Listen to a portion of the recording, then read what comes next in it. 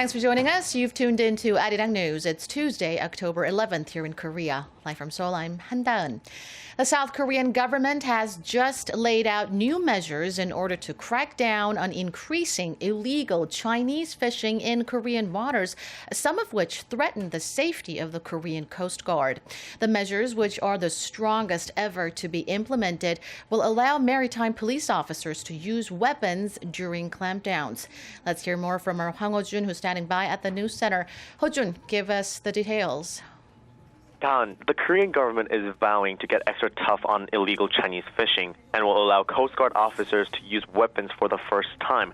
By law, Coast Guard officers can use weapons and they can carry rifles and handguns on board the vessels with them while they're on duty. But this is the first time the Coast Guard will be able to use them to counter illegal Chinese fishing.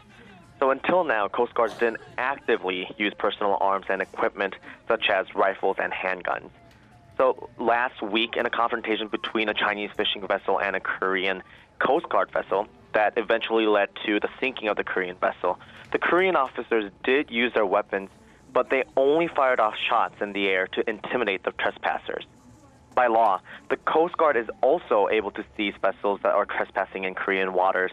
But in many cases, the Chinese vessels outnumber the Coast Guard, and all the Korean vessels can do is force them to leave. And if the Korean vessel comes under attack, as it did last week, the Coast Guard had little recourse. But now, the Korean Coast Guard will be able to react more aggressively by using weapons.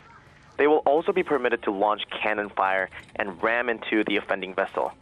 If the ship starts to flee, the Coast Guard can chase it into open water to capture it. The Coast Guard will also add more patrol ships to its existing fleet. The government has also said that if any of the fishermen on the trespassing vessel uses violence to hit the Coast Guard vessel, they will all be put under investigation and their assets will be confiscated. Back to you, Dan. Thank you, Ho-jun, for tracking those developments. While South Korea and the U.S. are on the lookout for another possible provocation by North Korea, President Park Geun-hye has once again called for stronger sanctions on the reclusive regime. We get more on that from our Song Ji-sun. At a cabinet meeting Tuesday, President Park Geun-hye noted the possibility of further North Korean provocations, saying that Pyongyang will never give up its nuclear and missile programs, despite the continued efforts to the contrary from the international community. She stressed that protecting South Korea and its people by denuclearizing North Korea is a critical national task. 이제는 북한 정권이 도발을 포기할 수밖에 없도록 변화를 강제하기 위한 제재와 압박에 전방위적인 노력을 기울여야 하고 우리 내부적으로도 더욱 단합해서 강력한 안보 태세를 갖춰야 합니다. President Park also called for a swift adoption of stronger international sanctions to close loopholes in previous UN resolutions and called for strong independent sanctions to pressure the North.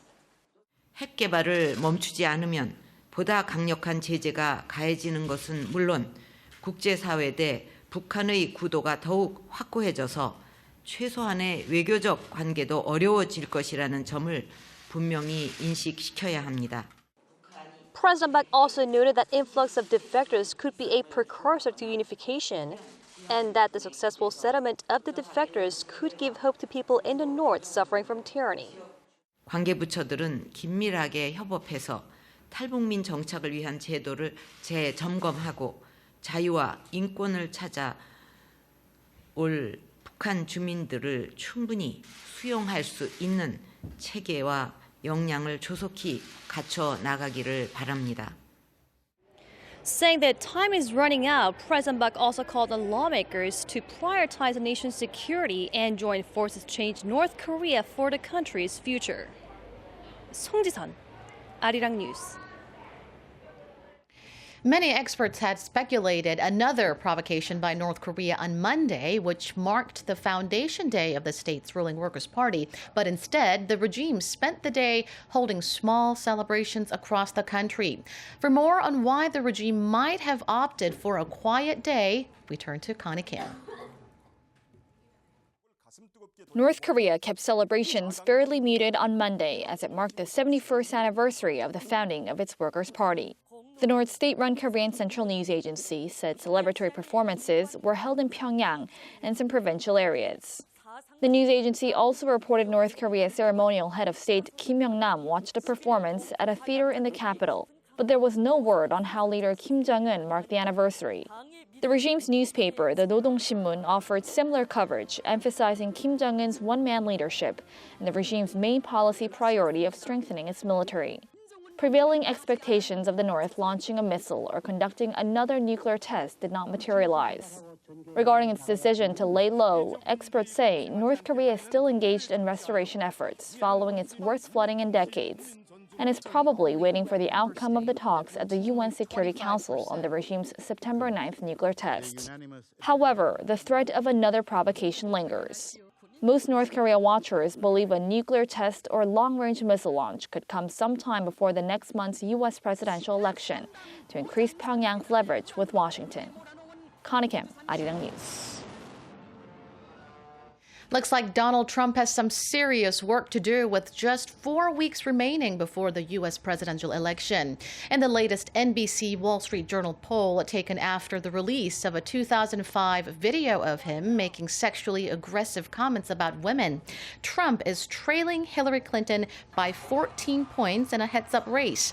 The Democratic candidate had 52% to Trump's 38%.